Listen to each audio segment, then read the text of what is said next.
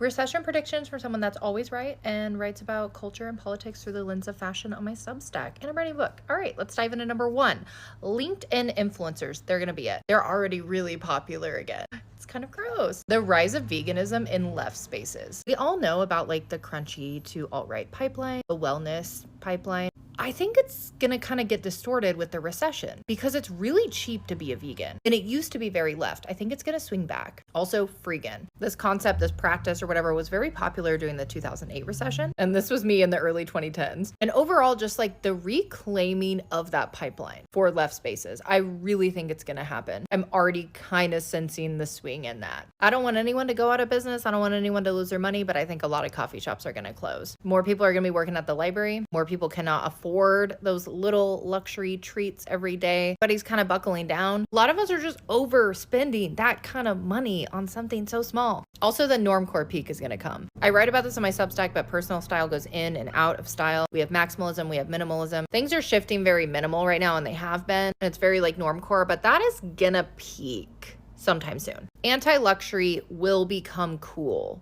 Again, everybody's going to be saving money. Everybody's going to be trying to like do things themselves. So it'll be less focused on like the brand, the luxury name, more focused on just kind of whatever you have and like personalizing that to yourself. Not even personalization, but just keeping it. Also, minimal gift giving. Like, I think this will be very popular. It'll be something that people like make content about a lot and talk about a lot. It's definitely already kind of popular, but it's going to be very, very popular. Also, walking influencers. But I foresee like walking in like even like areas that are not deemed as like walkable cities and people like talking about that because everyone's kind of talking about the politics of running. But I think more so like walking or walking to spaces and maybe being more anti-car.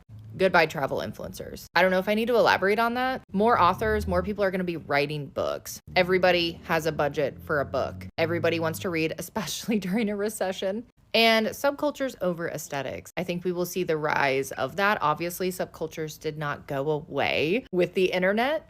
Definitely less focus on aesthetics, and we're already kind of leaning that way, but we're not quite there yet. And I just feel like subcultures are just going to blossom again.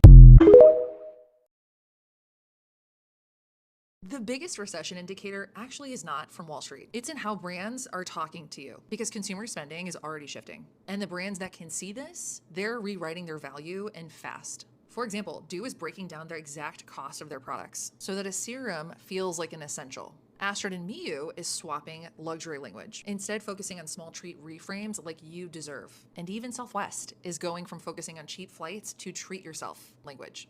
Harvard Business Review says that in downturns, consumers bucket their purchases a certain way. And those buckets are essentials, treats, skips, and postpones. At the end of the day, consumers right now want to feel smart about every dollar that they're spending. And smart marketers know that if their messaging screams status or aspiration, their brand is going to fall behind. Right now, value is more important than anything. Brands are going to have to show the math or they will lose the sale.